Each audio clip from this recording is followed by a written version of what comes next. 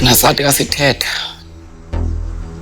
sadecide ukuthi if ever ngenzakala nyana ukuthi sasalala sishare igazi, sadecide ukuthi asizukwazi ukuhlukana. Hayi okay sis.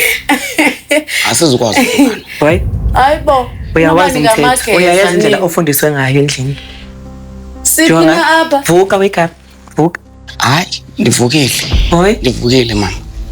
Ukudlisile mntanami. Awukwazi ulala nosisi ngusisi wakho lo. Ukhazi ngusisi. Beva nani ndithetha?